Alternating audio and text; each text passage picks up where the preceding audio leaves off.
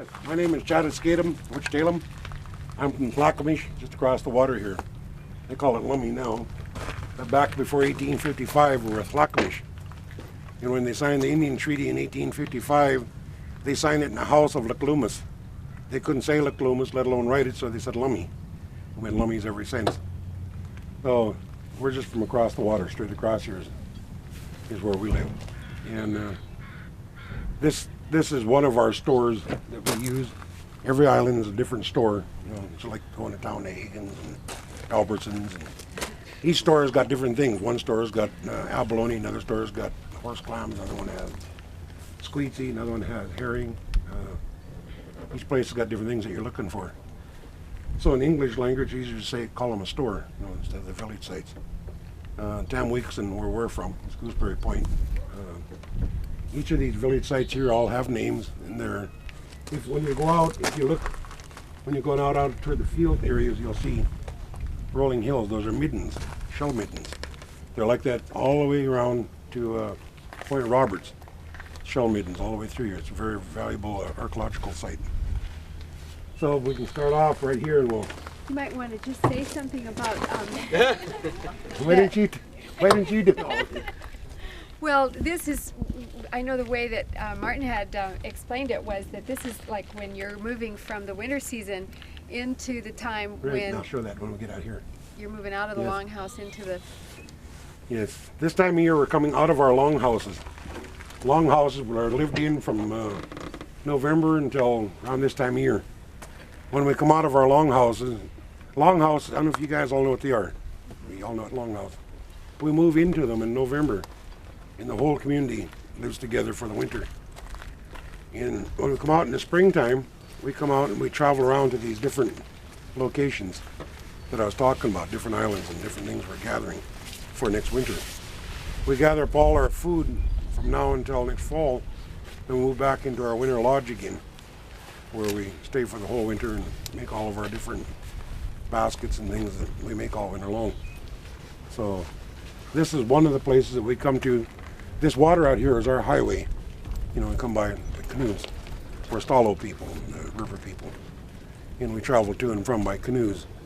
It was a good way to live a long time ago, just moving from island to island. We didn't have none of this thing here where it says you got to be here at 9:15. You can only stay here until 11 o'clock. You're supposed to get hungry at noon. But he obviously. You wear them so darn long you get branded with them. Yeah. But we didn't have these a long time. We didn't even have this in my young life. We had no electricity. We had no roads. You know, not that we were poor. We just lived in the village. They didn't have all the stuff they have nowadays. And we're happier people back then. You know, when we depend upon the land to feed us, depend upon our elders to teach us. And it was just a very good way to live. I would like to take off before my wife stops me again and show you along here the things that we look for as we're traveling. The little tiny wild blackberries.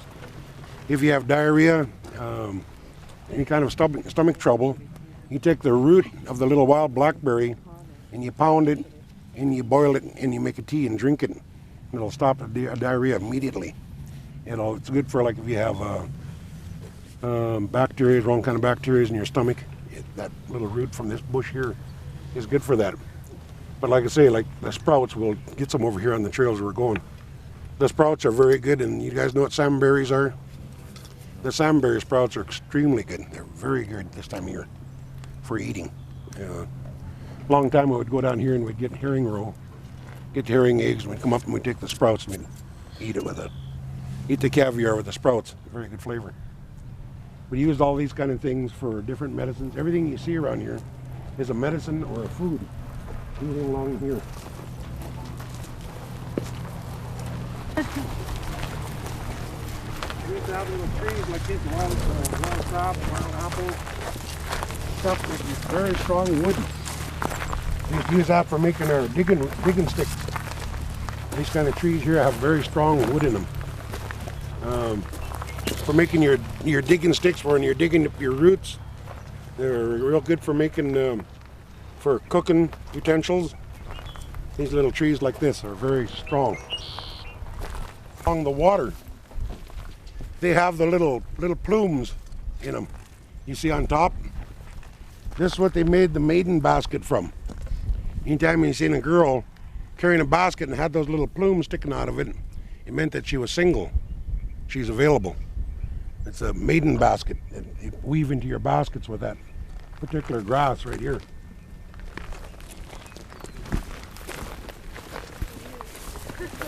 Here they used to make their slippers and stuff from.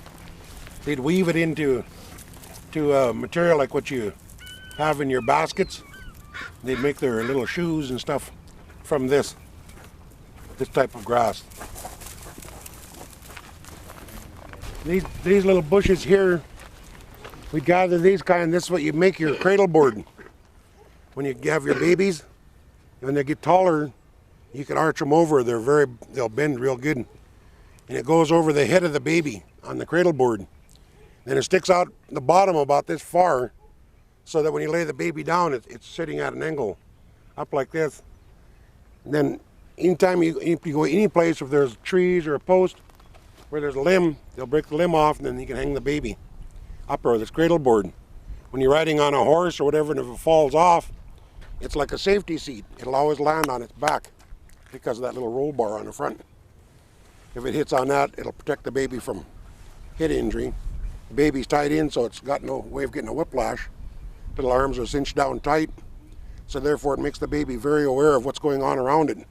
Its little arms on out there flopping around and kicking its feet. And it's all tied in the cradle board, and it makes them very alert. If you go to kindergarten today on our reservation, you'll see children when they come out to play in recess time, you know which ones were cradle boarded and which ones weren't. The ones who are cradle boarded, when they come outside to play, they'll stop and look both ways before they go on out. The ones who are just raised in a crib with a bottle stuck in their face, they come running right out the door. They don't look, they don't see when they're crossing the road, or they don't take time to observe. So these things here, when they get taller, like I say, they'll bow over. They make a real good hoop for cradle boards. And it keeps them occupied. We put little seashells and stuff on it, so it moves around and it gives them eye exercise. That's what we use this stuff for here. And then you have, does everybody know what skunk cabbage is? Skunk cabbage gets that big yellow flower in the middle. Well, the root of the skunk cabbage, I don't see one right here handy, but the root of one is Novocaine. When we were back, when we'd fight with the Haidas and the different tribes up north, we didn't shoot them to kill them because they didn't gain nothing that way. We'd shoot them and cripple them up, and it took 2 guys to drag them out. So it was like shooting 3 guys, and you'd lose 3 men out of your enemy. But if they shot us, we'd take the root of the devil claw, of the skunk cabbage, we'd shove the arrow through and put it in. It's Novocaine. If we're out in the woods or someplace and we get a toothache and we're a long ways away from help, we should break off the little tip of that carrot of the skunk cabbage, put it on our tooth for about 30 seconds and spit it out, and our mouth goes numb, so to have no more pain. So that's pure Novocaine. It's in the root of the skunk cabbage. The leaves were used like wax paper for wrapping food. It's got a very waxy substance on it. And marshes are very important. Out here is the cattail. From the root of the cattail, we make our flour for our bread. It makes very, very good flour by drying it and grinding it up. It makes a good yellow flour. The leaves, you see in the mat that we make from the leaves of it. From the tufts of the part that looks like a little hot dog that grows on top, in the springtime, later on in the spring, it starts fluffing out and dropping a seed. It floats like little feathers. If you gather that all up and weave it into those mats, you can put it on, and it's very soft and very warm. They also used it for putting underneath the baby in the cradle board, because when it wet itself in the cradle board, that stuff would absorb it up like a little diaper. And then you can change it. Anytime it got wet, you just take it out and put some more in. They used it for stuffing pillows. They used it for putting under elders, under their matting, to help keep any kind of bugs or stuff from getting on their bedding, and made it soft also. So the cattail is very well used amongst our people. Biodegradable diapers. What's that? Biodegradable diapers. You really?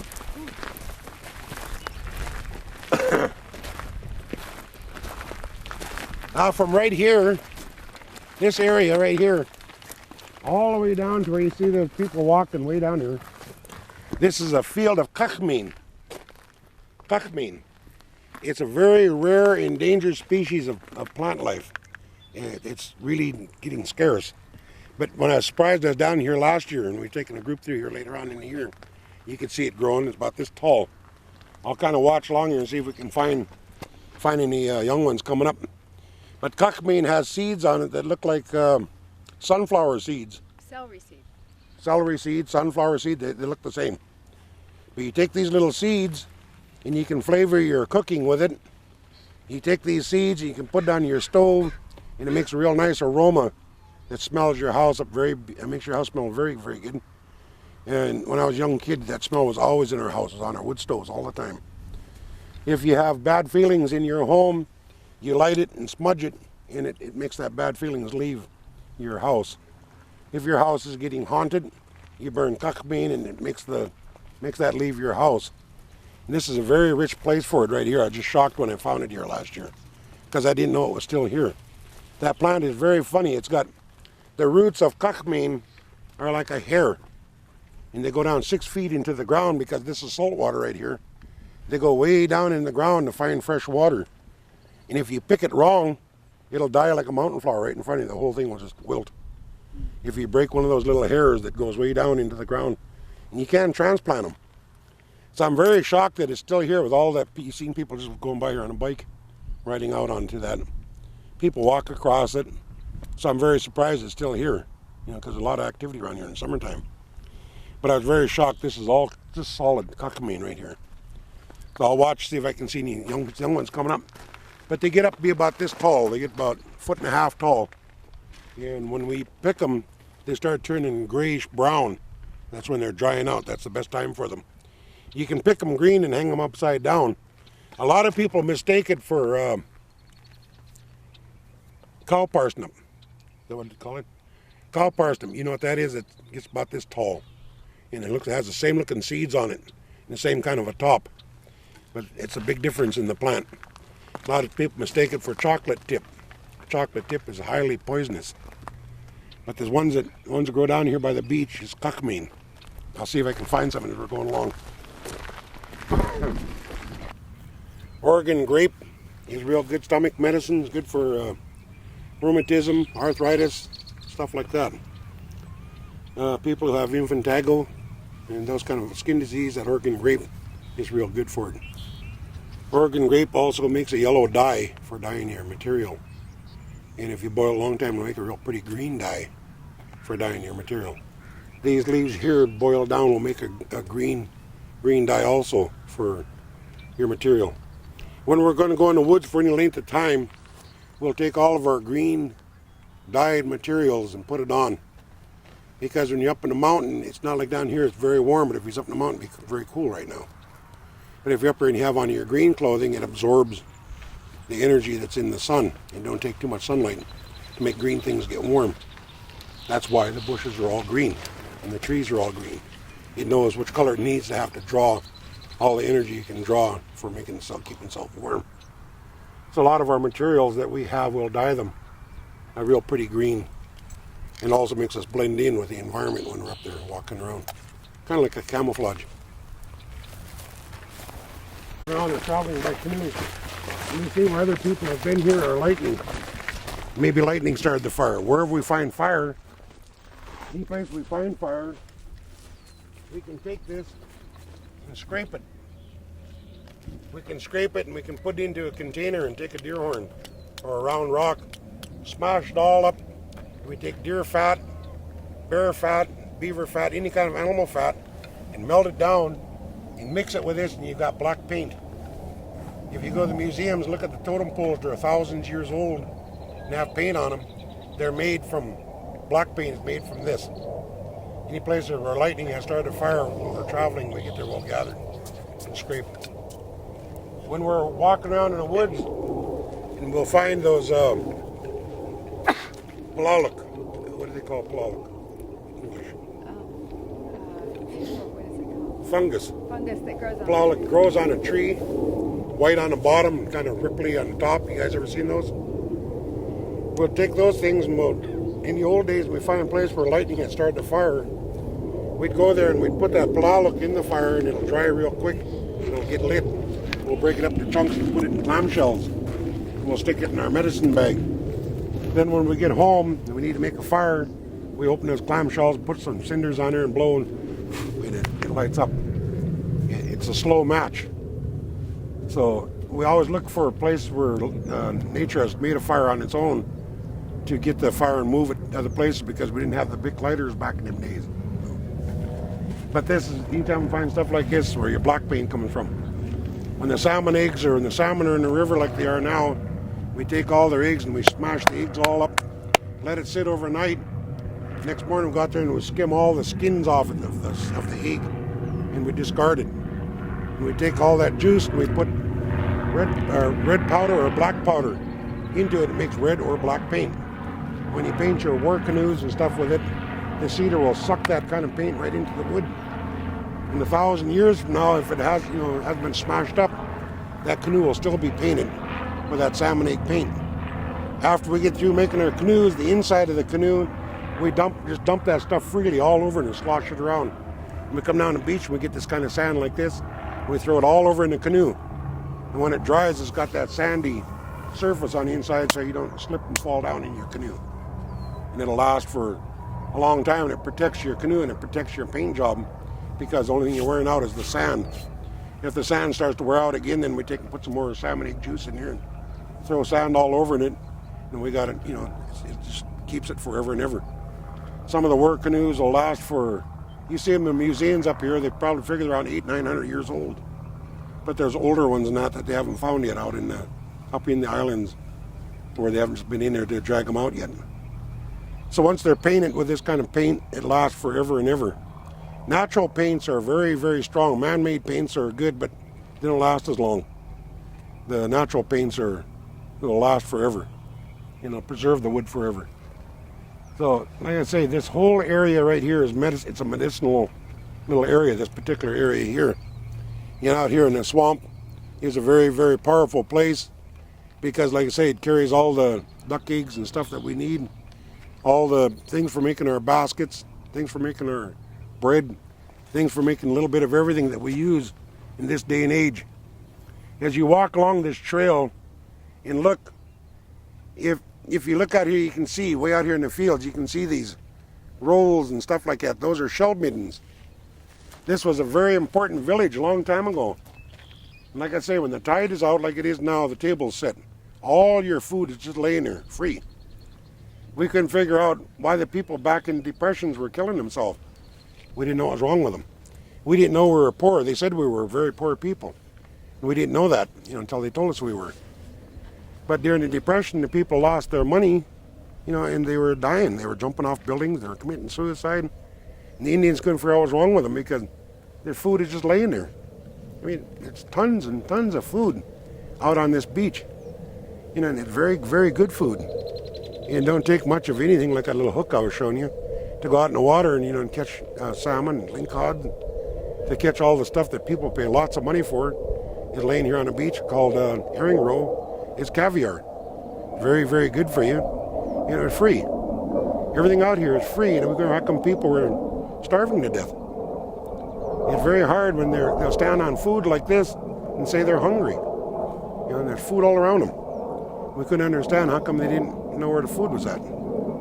So it's very interesting to come here and stand where my ancestors used to be a long, long time ago. From here out around Point, what you guys call Point Roberts, there's old village sites where you can still see them. If you walk down over that cliff on that road goes down to the beach, you can still see the pillars of the longhouses there. When the tide is out, you can walk out there and see the big petroglyphs, the rocks stand up with faces carved in them. Been there for thousands of years. But all along this whole site here is one of the largest stores that we have as Clackamas people. The Coast Salish people went all the way from Alaska, clean over toward Hawaii, was the Coast Salish at one time. And it's very interesting to travel these old ways by boat. In modern day boats today, go out and see all the different, if you go out in the San Juan Islands, you'll see all the structures, pieces of them still standing out there. You'll see with the food. That's what the shell middens are. When the archaeologists get into these shell middens, they see all the different kind of foods that we used to eat a long time ago. And they find the remains of my ancestors in there. And the remains of my ancestors show that they were cradle-boarded babies thousands of years ago because they have the cradle-boarded forehead. Long time ago, they'd take a board and they'd attach it above the baby's head and they'd bring it down with strings and they'd tie it down this way and it'd flatten their forehead. And it was a sign of status amongst the people. So the ones they dig up around here are all cradle-boarded foreheads in this area. In the old days when they used to make these style of hats, when they put the knobs up on top, indicated status, that you're a status person, that you're somebody where you come from. And the more knobs are up on top, the more potlatches you have given in your life. And when the government stepped in, they made us stop doing that. They didn't want us emptying our homes of everything. So the status hats kind of disappeared for a long time. It's just here in the past 40 years we're starting to bring them back out again. And they're strange because you can see through them, you know, in the sunlight. And when it rains, not one drop will come on your head, the way they're woven. You can stand out in the rain forever and ever and the water don't go through. And they're just much work on the inside, you know, as they're on the outside. When it's summertime, you wear them. Out here, it keeps the sun from burning your face. Wintertime keeps the rain off from your head. And all this stuff is free. It all comes from, you know, all around us is our clothing. The medicine people used to take the leaves of these cattails and they'd weave them and they'd wear them tied on their head. And when you seen them, you knew who they were. You didn't have to ask by what kind of headgear they had on. Said that this is a medicine person. He can heal you. You see them wearing one in the front, or the front's hanging down. They're a spiritual medicine person. So these cattail leaves were used for many different things. And they tell you lots about the people and tell you a lot about the village. If you came up on this village here in your canoe and you stepped up over this bank and seen these round huts with cattail mats, you knew that you were in Clackamas village. They're the only ones that use that style. The cattail mat hats, the cattail mat housing, the cattail mat shoes, all the different things they made from it. And like I say, all this stuff here is just totally 100% medicinal. It's on both sides of it, behind you and out here. And it's a very, very powerful place for food and medicine. 85% of every drug that comes out of a drugstore is an Indian medicine that somebody has turned into making money off them. The other 15% is generic, man-made. And man-made medicines might help you with your kidneys if you're having kidney trouble, but it'll screw up your liver. Man-made medicines is really not very good at all. Natural medicines are very good if you find somebody that knows how to take care of it, how to use it, what time of year to gather it, how much do you need for according to how heavy you are. So all these different things, you've got to know which part of the plant to use, when to gather it, and just how much you can take without damaging the area. Like I say, if you come out here when the cuckmane is blooming and you pick it wrong, you kill the whole plant forever. It'll never come back. So these are just some of the things you can see right here in this particular area. And it's, I've already had skunk cabbage here, but I know, very strange. My wife was just talking about my neighbor. My neighbor had shingles, really bad. And the old people believed that if shingles met, if it went all the way around and made a belt, that you would die. So this lady was 90 years old and she had shingles really bad. And they came to me and they said, "What can you give to my wife to make her well?" And I said, "What has she got?" He said, "Shingles." I said, "Oh, come on with me." So we walked back in the woods and I got a spruce tree. I took my little hatchet and I chopped a little notch in the spruce tree and I lifted it up. When I lifted the bark, I got the inside of the spruce tree and I took my pocket knife and I scraped that sap off from the bark into a little jar. When I got the jar about quarter way full, I brought it home and we got there, I gave it to him and I said, "Put water in here and boil it. Boil it and give it to her. 1 glass every day." He said, "Okay." So I gave it to him and the next morning I see an ambulance at his house. And when the ambulance left, he came over and I said, "What happened?" He said, I gave my wife that Indian medicine you told me about.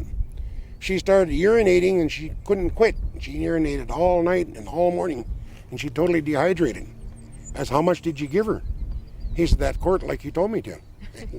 No. I said, 1 glass. 1 glass is what you're supposed to give her. So when you give medicine to people, they have to really understand. It's just like any other medication. You can overdose yourself with it. These natural medicines are very, very powerful. And I noticed all over the world, natural medicines are coming back stronger and stronger again from every race of people because they're realizing what the other medications is doing to you. And out here, a long time ago, I love Indian stories because they teach and tell us all kinds of different things of the land, of how things come about to be where they are today. Long time ago, years and years ago, there was some young men lived in this village, and they were wondering what they were going to do when things were starting to die off real fast like it is now. So the elder of the village, he went up here to Comacal-Shan, Mount Baker. He fasted and prayed up there. As he was fasting and praying, he had a vision. In his vision, he seen that he had to make a giant canoe up there on top of that mountain. So he came back here and he told the people, and all the young people your age were saying, you got to be out of your mind. Why are you going to build a canoe way up on top of that mountain? What purpose is it going to serve? The old man said, I had this vision, this is what I have to do. So they said, we ain't going up with you. So all the traditional people followed him. And they went high up on the mountain. They got up there and they chopped down this huge, oldest cedar tree there was. And when it fell down, it put a great big crease on the right-hand side of Mount Baker. If you look at it today, when it's clear, you can see steam coming out that side of the mountain where that big tree fell. He told all the women, he said, take all the bark off from this big tree and lay it out flat.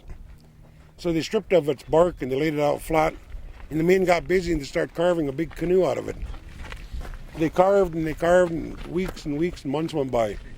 Young people would come up here periodically and they'd laugh at the people, saying, you guys got to be out of your mind.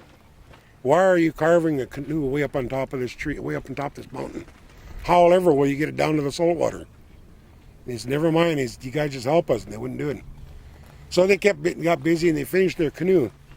The old man said, now that you got this done, make 8 or 9 of the regular size whaling canoes. So they made them and they took cedar bark and they rolled and made cedar rope. They tied them to those canoes and then tied them and attached it to the great big canoe. They took and they put great big baskets of salmon, smoked salmon, boiled salmon, all kinds of salmon in their canoe. They made a big ladder and they climbed up on top and they put all the bark over the top and made a roof. They climbed inside their canoe and stored all their food in there. They came out and they gathered all the plants from all over and put it in their canoe. The old man went down to the lake and he put his magic powder in the water. When the animals came to drink, they went to sleep and they put 2 of all of them in his canoe. When they got through, he said, everybody climb in. All the traditional people climbed in the canoe. They pulled in their big ladder and he's walked to the bow. They walked to the bow and he took his drum and he started singing. He started singing, and schwall, thunder and lightning started. He kept on singing, pretty soon flummock started coming, the rain. It rained and rained and rained and the water started going up, flooding the earth. Pretty soon got up close to Mount Baker and he said, everybody walk to the bow. They walked to the bow and the canoe tipped and it slid down through Wells Creek Valley, making the valley of Wells Creek. It comes sliding down the mountain, all those other little canoes come sliding off from different places, making the creeks that come into that river. When they come sliding into the big water, they drifted out here and they floated for months and months and months. The young people are all perished. They drowned for not listening to the elder. They floated out here in the big water for a long, long time. Many moons went by. One day they looked and they could see land. They took their big canoe and they put their cedar sails up. They went to that land. They got there and they said, there's not enough land to sustain us. Because we lived off from the fish, we'll name ourselves the Ish people. All of us survivors of this big canoe are the Ish people. We are the Thlakamish, Swinomish, Duwamish, Skykomish. All the tribes that have the Ish name on the end are survivors of that big flood. He said, you guys getting these whaling canoes? You, my brother, take the polar bear and the caribou and the grizzlies, and you go north. You go up there and live with our white grandmother. He said, you, my brothers, take the mule deer and the cougars, the wolf stuff, and he said, you go south, live with our black grandmother. You go to the east and live with our yellow grandmother. You go to the west and live with our red grandmother. So the canoes went off in different directions, taking the different animals and the different plant life with them. As they left, the water started going down, and our people followed it down. They came back to this village. They came back to the villages across the water. When they got there, the old man told them, there's not enough food. These animals aren't big enough. They need to multiply. So don't shoot them. Don't bother them. So the animals all scattered all over the mountain. And they lived off them fish. And that's all they had was fish every day. One day the young kids walked out here by the edge of the beach. And they were walking around there and they were cursing. Fish. Fish, fish, fish. Smoked fish. Dried fish. Boiled fish. Wind-dried fish. Yuck, I'm tired of fish. I don't want to never see another fish in my life. The salmon woman swam by and she heard them. She got really angry. Very angry that these kids were running down her children. So she took all of her children and she went way out past the San Juan Islands, out into the big water. The people were back eating roots and stuff again. And they were really hungry. No fish. The fish was taken care of while the animals were multiplying. But now they had no more fish. They went to the elder and they said, could you go out and bring Salmon Woman back? He says, I'm too old. But I'll send my oldest son. Put as much food and stuff as you can find in his canoe and he'll go look for her. So he went out on the big water, paddling out there, and looking for Salmon Woman. He got way out past the San Juan Islands and fog set in, and he was lost. He ate and drank all of his water and food. When he was starting to starve to death, he went to the bow of his canoe, and he put his hands up, and he started singing his death song. In the middle of his song, he could hear a woman's voice not too far away. He thought, what is this woman doing out here in the big water? So he got his paddle, and he paddled over toward the sound. And here was this beautiful maiden floating in the water, and he grabbed her. With all of his strength, it took to pull her into his canoe. She thanked him, and he said, I'm sorry that I saved your life. She said, why are you saying that? He said, all I did was save you from drowning, to come in my canoe to starve to death. I have no food. She said, take off your hat. So he took off his cedar hat. She took it, and when she held it, it got very huge in her hands. She made it very big. She put it down in the salt water, and she scooped up her children. She had all the different kind of salmon in his hat, cedar hat. She took one out, and she put it in the bow of the canoe, and took the hat and set it down in the canoe with the salmon in it. She took the seats out of the canoe and smashed them all up, and she rubbed them together and made a fire. And she cooked one of her children and fed it to him. He got his strength back again. He said, now that I have food back in my stomach, he said, I still don't know how I'll get back to my village. I'm still lost. It's still foggy. She said, take your hat and dump my children back in the water. So he took his hat and he spilled it back into the water. She said, my children know where your river's at. I'll have them jump. All my children will jump, and you just follow them. They'll take you back to the river. So he dumped all of her children, and they'd start jumping. The salmon were jumping. The big kings would jump and land on their side. The humpy salmon would jump somersaults and land. The fish were all traveling along, coming back into the water. So he followed with his canoe. He went back into that water, and they came back and they landed here, in this village. When they got back, the people went down the beach, and they seen the salmon going by, and they were happy. He said, this woman I have in my canoe is a salmon woman. She's transformed from a salmon to a woman. I asked her to be my wife. She said she'd come and live in her village. As long as we're living here and the salmon coming by, you could go down and get what you want. But once they go by and go up to the rivers where they spawn and sleep, you're not to go there and bother them. The people all agreed, and they're all happy again because they had food. And this place was a very large village, and the people started multiplying again because now they had salmon to eat. They were very, very happy. So a few days went by, and pretty soon the old man said, all the deer and elk are ready to eat. Everything is ready to start eating again. Go to the mountain and hunt and bring the food home. The younger brother of the one who went out and found Salmon Woman, his wife was pregnant. And when a woman's pregnant, the man's not allowed to touch hunting gear. He's not allowed to touch fishing gear. He's not allowed to touch anything because a miracle is happening with his wife. And only once can that man make this happen, once a year, with his woman. And when this is happening, it's such a sacred time, the man has to keep still. He's not supposed to touch anything. Other people will take care of him and his family. So he went to his older brother and he said, could you go up in the mountain and get me a deer? He said, I can't hunt. He said, sure, I'll do that. So they all went hunting. The younger brother got very restless and his kids were crying for food. He said, I can't take this, listening to my children starving and crying like this. I don't know how long my brother will be gone. So he left and he went up the river to the spawning bed. He got down on all fours and he's crawling around and spawning. He grabbed the king salmon. When he grabbed it, all of its kind rolled over and died and drifted down the river. The people in the village seen the salmon drift by and they all start crying. Something's disturbing the children of Salmon Woman. First thing he reached out and he grabbed a hold of the silver salmon. All of its kind died and drifted down. He reached over and grabbed the dog salmon. Every species that he touched was drifting down the river, dying. About this time, all the men come off the mountain with their animals. They got home and they found all the people crying. He said, what's wrong? They said, look in the river. They went out and looked in front and the salmon were drifting by dying. He said, something must be up in the spawning bed. Salmon Woman said, I'll leave and I'll never come back. You guys promised you'd never go up there. He said, well, let's go see. So they went up there and here's his brother Chutquin down on all fours catching salmon. He said, come on, they're easy to catch when they're sleeping. He was just reaching over for the steelhead and his brother says, stop. Don't touch that steelhead. He's wild. He's every time you touch any kind of species, you kill them. They die. Salmon Woman said, I'm leaving unless you punish him severely.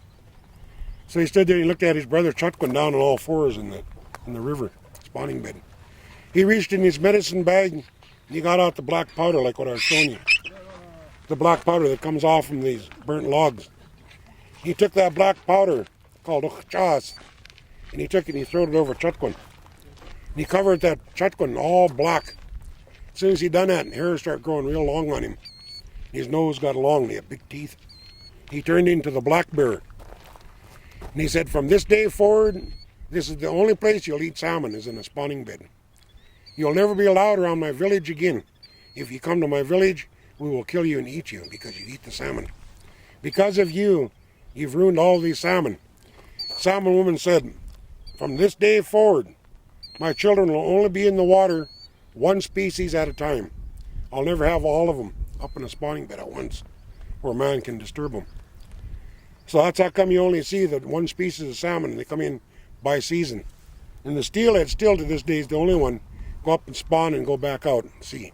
Go up and spawn and go back out to sea. They don't know how many times he can do that. Nobody understands why he's the only one that can do that. In the legend of this story, they came right here, and when they brought the very first king salmon that come in this time of year in springtime, they brought him up here and they flayed him. They took his flesh off, left his tail and his head and his bones and his guts. They took ferns and cedar boughs and made a bed, and they put his carcass on it. And they brought it down here and they had a big ceremony in the salt water. And they laid him down with his head pointing toward the rivers, so that his ancestors, the children, when they'd come, they'd know that the spawning bed is up this way, because that's the way he's facing. So each year we have the first salmon ceremony. And last year we had it in Seattle waterfront. Well, the last 5 years we've had it at Seattle waterfront.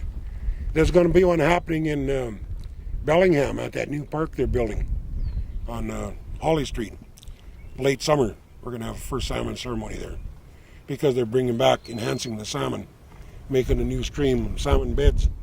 All these stories we used to listen to as children. Every night we lived in a place like this on the place called Ho River on the Olympic Peninsula. We had no roads, we had no cars, we had no electricity, we had none of the stuff that interfered with our culture. Not because we were poor, it just wasn't invented yet. We didn't have it in there. So we'd live in places like this and we'd all go out like a group like this. We'd all go off for the day. He might come back with a big devil club, a big devilfish. You might come back with blackberries. You might have blueberries. You might have a beaver, deer, and an elk. Everybody all have different kinds of food. And when we got back together in the evening time, we'd come and sit in places like this where there's logs. We'd pile up all the driftwood. The cooks get busy, they make a fire, and we'd donate all our food. And we'd have a great big potluck every night. Every night. It'd be like a captain's dish, it'd be. Every kind of food from this area. And we'd have a big, big feast. Then after we're through eating, we'd all lean back against the logs, and the elders would sit down and tell us stories like what I just got through telling. They had a story for everything that you can see, everything that you can hear, anything that you could feel. The old people had a story about it, where it come from. And there's so many beautiful things that have come about over the years. Stories to me are the most fabulous learning tool I've ever learned for myself. Rather than sit down and read a book on what somebody said, ours is oral history, passed down from grandmother to grandchild. The grandmothers were the ones who carried on tradition and the culture. The women in our land are the most powerful people there are. We really value women very much because us as men are worthless. We have no value. My wife can have a baby. I can't. She can. So she'll carry on my race. And don't just take me to make that happen. Any man can make that happen. So therefore I'm not of any value. Other than when I am with her, I'll hunt, fish, do the different things that men do to try to keep their houses in order. So women in Indian country, women are very, very powerful people. They teach the tradition and they teach the culture. And when you have that happening, you see the mothers of a long time ago, they take their baby and put it to their breast. It wasn't the milk that put the baby to sleep. It was that familiar sound of the heart of the mother they could hear again. Because inside the mom for 9 months, that's what they heard. So they hear that heartbeat, and they're very content and they're happy. Nowadays, you see little children, they throw them in a crib, stick a plastic bottle in their face. When they grow up, they don't know how to touch. I mean, they really don't know how to touch. I speak all over the world. I'm an international traveler. A lot of times I'm talking, I'll tell people, would you please join hands? You see them kind of going, like, what if I cut something off from him? Or, I don't even know him. People are very funny, and you can tell those people were raised in a crib with a bottle in their face, and they really don't know how to touch. They truly don't. In Indian stories and legends, they teach you all about the things that are around you, and when you're learning that, what you're really learning is who you are. If you can fall in love with yourself, and then you can have a really good community of loving people. But if I say, I love you, I'm saying that from way down in here because I learned how to love me. 15 years ago, I couldn't say that. I didn't know how to say that. When I said I love you to a woman, I wanted to get her in bed. I didn't know anything other way because I didn't love me. You've got to love yourself before you can give love to other people. So the stories that we learn out here from our old people, oral history, is passed down, and all it is the deal of life, telling you all about what life is all about. What? We walked up there, people could sit down on the logs there. Okay. Things come out like an upside down umbrella. And on the bottom is like a Velcro. And the deal of the plant is a Velcro. When you put two of them together, it's like putting your fingers like this. So when you pick it, if you pull it straight up, it comes up like this, and it don't break off. But it has all these little things going out. It looks like a little umbrella upside down. And it's got those little clumps of seeds on the end of it. This is a little cuckbean, and it hasn't got its little stalk coming out of it yet. You see the remnants of the other ones here from last year. Very powerful plant. I don't know if this one even has any smell left in it. But when you light this and burn it, it smells really good.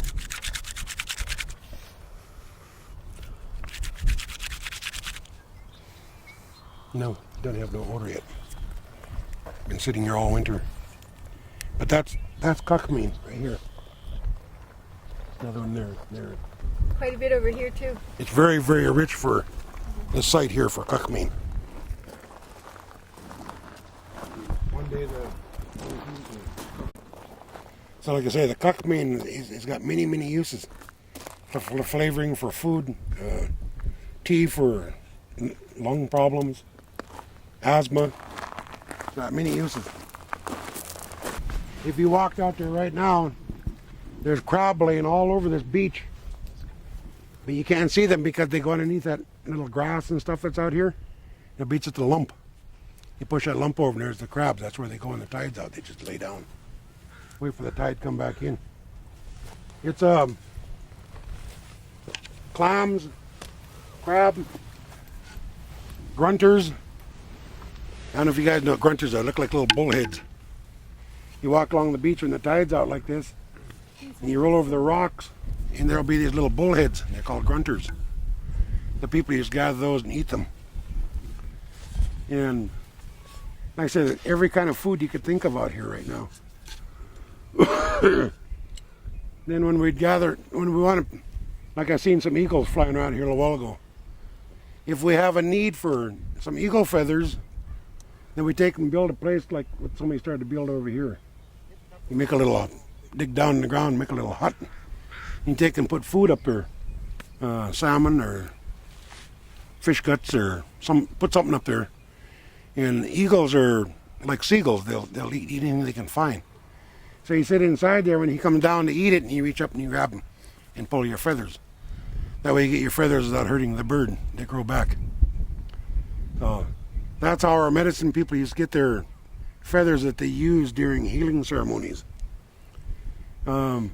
Places like this, you can find good pieces of cedar like this one over here to make your flutes, to make your all these different little chunks of cedar around here. It's got good use for making different things. These things came to us, pretty hard to play them in the wind. But this come to us by a young man sitting in the mountain, fasting, looking for a vision. Because he went to this woman's house, and he seen this beautiful lady. He went to her father, and her father said, "Stay away from my daughter." He said, "Why?" He said, "You can't carve, you can't hunt, you can't fish." He said, "You don't know how to make anything. I don't want you for a son-in-law. Stay away from me." Young man went up the mountain and he fasted and prayed. While he was up there, he could hear something pecking in the tree. And every time he'd hear that pecking, he'd hear a real pretty whistle on the wind. He thought, maybe that's my gift. He went over and he looked up that tree, and here's this woodpecker pecking in the tree. The woodpecker seen him and it flew away. He felt bad for scaring away what might have been his gift. Later on, he could hear it further up the mountain, pecking in the tree again. As he could hear that pecking in the tree, he walked over and looked up, and the woodpecker seen him and it flew away again. This went on all day long. He was getting really tired of searching for this woodpecker. He thought, well, next time I hear it, I'll get on my hands and knees and I'll sneak up on it. Next time he heard it high in the mountain, he got on his hands and knees and he crawled up there. Here was this woodpecker pecking holes in this hollow cedar limb. The woodpecker was pecking in there and getting bugs and stuff out of there. And a real soft wind like this was blowing through the forest. And a real pretty whistle noise was coming out the end of it. He thought, this must be my gift. So he went to the cedar tree, plucked, and he asked permission to climb the tree to get this gift that he found. He climbed up the tree and he broke it off. He got to the ground and he broke it to the length of his arm. When he broke it off, he took his trade knife and he did the very best he could. He wasn't a carver, but he did the best he could to carve the head of the woodpecker in the end of it, to honor the bird. When he got done, he went to play it. Awa. It wouldn't work. So he sat down and he faced the east, where the sun and the moon is born. And he prayed all night long. Breaking daylight, he had a vision. The woodpecker had to be on the limb. So he did the best he could with a piece of wood and tried to carve a woodpecker. The woodpecker wouldn't sit on the limb, so he took his knife and he cut a piece of his breechcloth off. And he tied it to the limb. He took another piece and he tied it on her so he could carry it on his back. He went home and he went to the young lady's house. And he stood there and he prayed with all his heart to the four grandmothers. The white grandmother from the north, yellow grandmother of the east, black grandmother of the south, the red grandmother of the west, to aid him in his quest for this beautiful lady. I don't know if that's playing a wind, but I'm going to try it. So he called on all four of them to come and help him.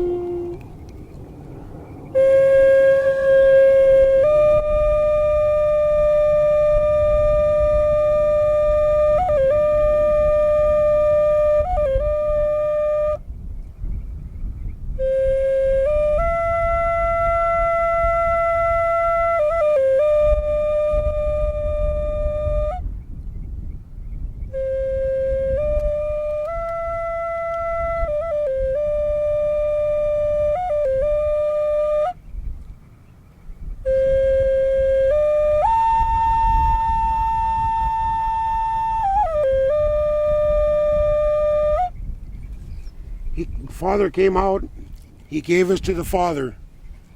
The Father is so happy to receive the very first love flute in Indian country that he gave his daughter's hand in marriage.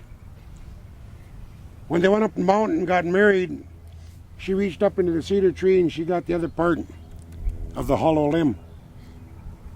And she got through and she whittled it down and she made what they call a prayer flute, like this one over here. If you see a flute with a straight shaft on it like this, then it's a prayer flute. So she sat beneath the cedar tree and she played what she heard on the wind, back to the love flute. In the wind.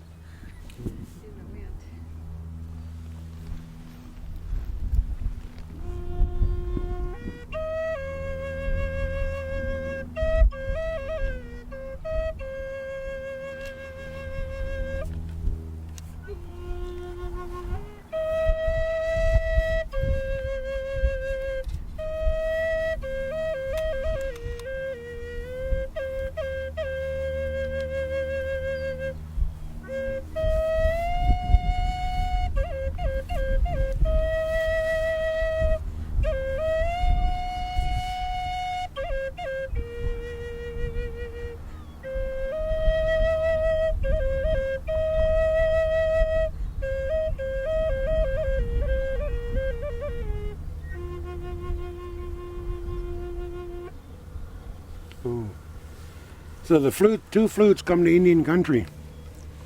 And like I say, they're laying all over right here. There's one right there, a cedar. Another right over here, a nice cedar. Take these and you cut them and you look at them and see if there's any cracks in them, like this one here. If there isn't, then you take and you square it off. Then you start carving it round. So the cedar flutes, like I said, they're laying all over on this beach. They're laying all over up in the forest. The old growth trees that fall down from the storms. And all these stories and stuff are part of the creation myth. When I was a child, my grandma would start telling, and then granduncles and uncles and aunts and different ones would pick up where she'd leave off when she'd make lunch or when it was time for supper. And they'd just take turns telling the stories of the creation myth. It took 3 days to tell it. And all these stories I've been telling you so far are just pieces of it. They're just like a paragraph out of the creation myth. And when you hear the whole creation myth, our mother and father should be able to leave us at 5 years of age in the woods and not worry about us. And come back a year from now and we should be still there, just healthy as hell. From all the stuff they taught us with the creation myth stories. Teaching you how to live off the land. Teaching you how to look within yourself. We're always looking at other people with our eyes because they look this way.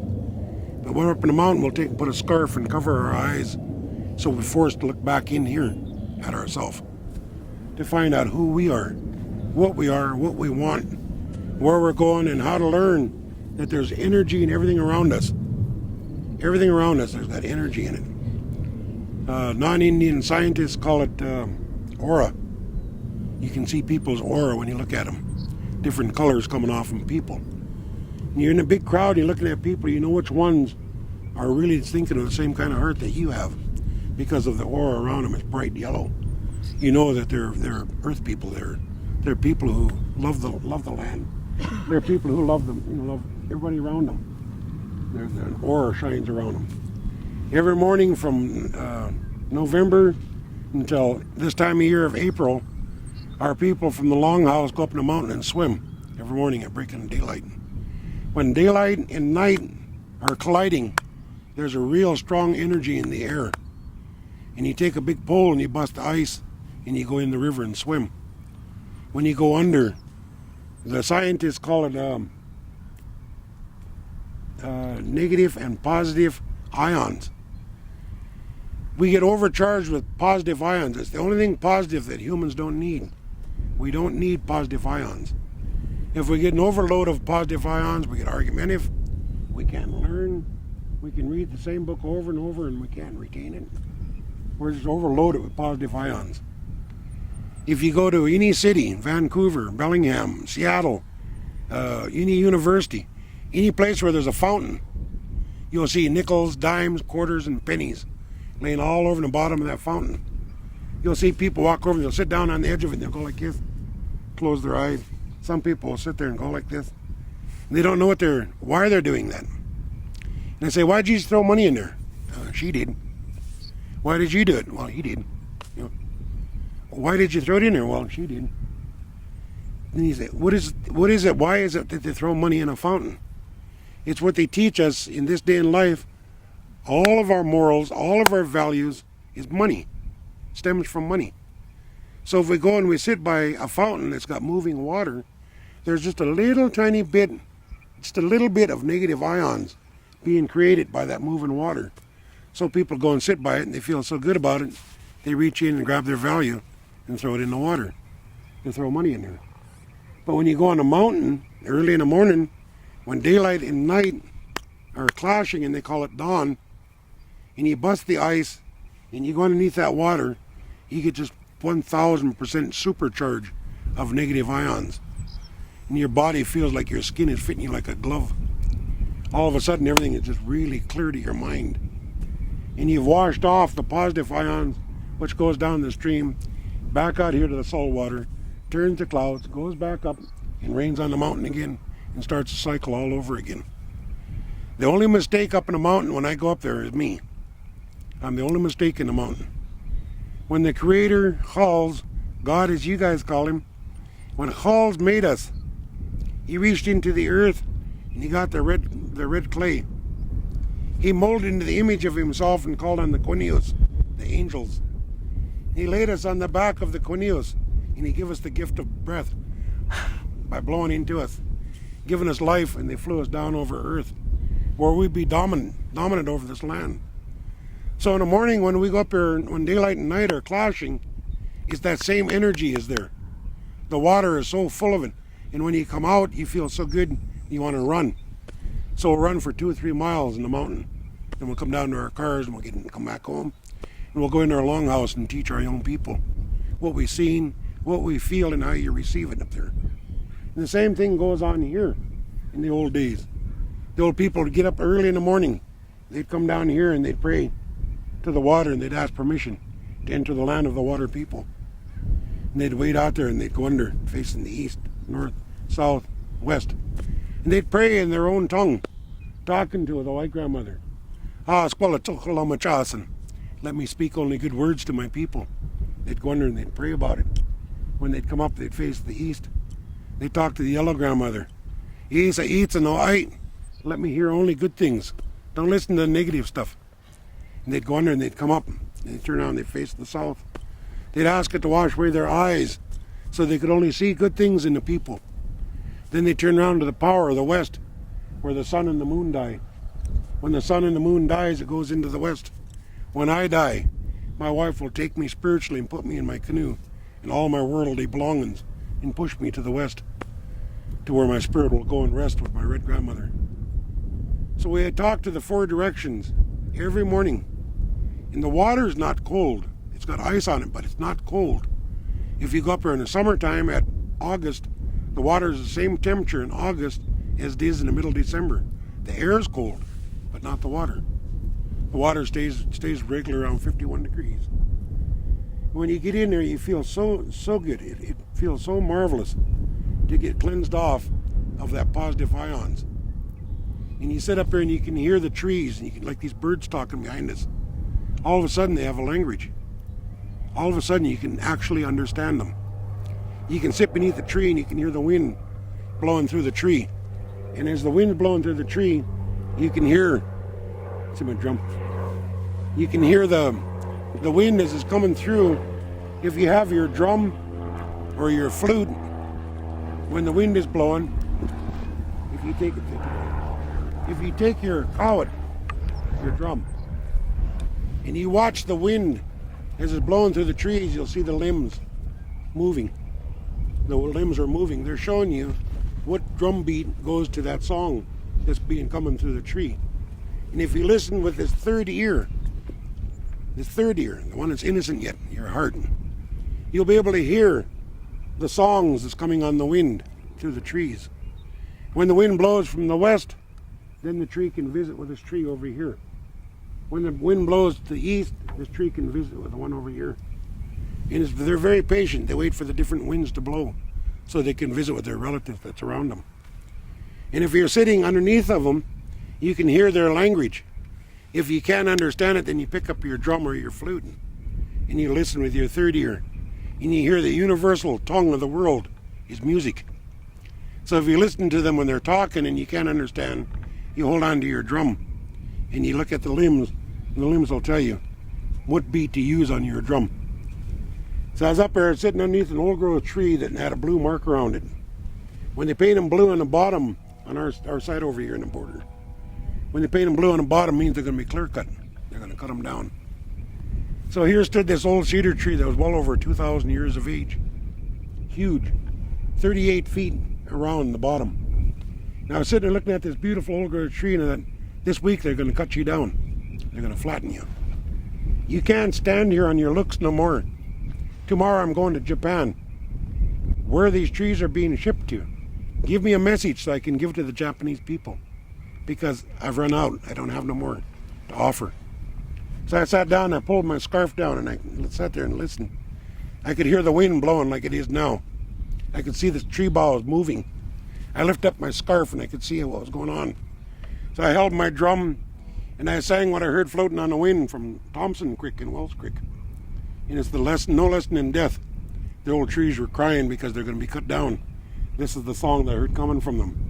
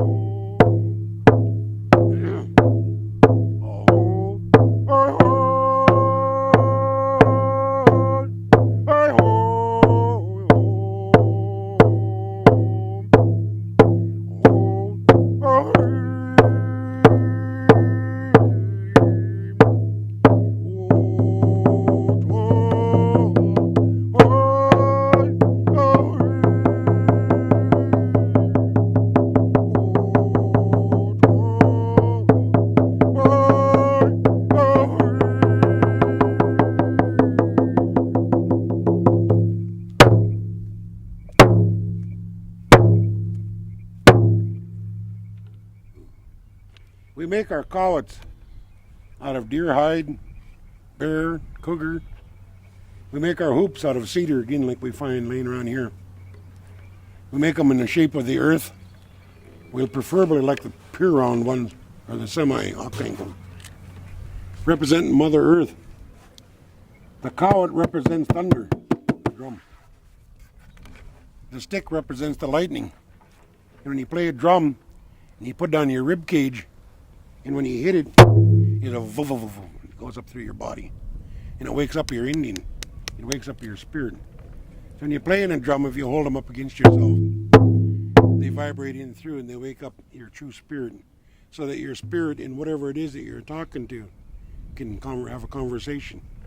When the two of them come together in music, and then this and this become one, and you understand what the tree's talking about. That tree, like I said, is over 2,000 years old. When it was a sapling, when it was just a baby, Jesus was walking on the face of this planet. So that tree's got really a lot of knowledge of the things that it's seen over the 2,000 years plus. The different people have come and fasted inside underneath this tree. The different people have gone their sadness in their heart, because lost of their loved one, and they're looking for an answer to help them see another day. The eagles that come inside in this tree and talked of the many things of its trails while it's migrating from one place to another. The deer and the bear and the elk and different things that laid beneath it. This mighty old growth tree has knowledge of all the things that the Creator made at one time or another. In a portion of over 2,000 years, one of these things have came and sat beneath this old growth tree. So it has lots of knowledge to pass on.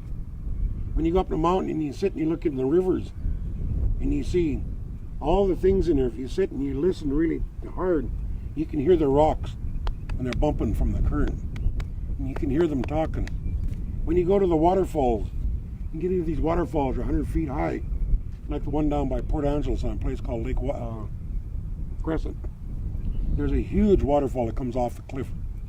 And over the years, it's pounded in the ground for so long it's ate a big hole in the ground. And every winter when it freezes, the earth swells up. When it melts, a lot of those rocks roll down and they land in that hole. If you go there to get a drink out of that ice cold waterfall, if you listen with your heart, you can hear those rocks and they're clanging and smashing together. And I was standing there and I had my drum and I could hear this beautiful song in the waterfall. I took my drum and I copied what I heard, the rocks, what they were saying, and the noises they were making.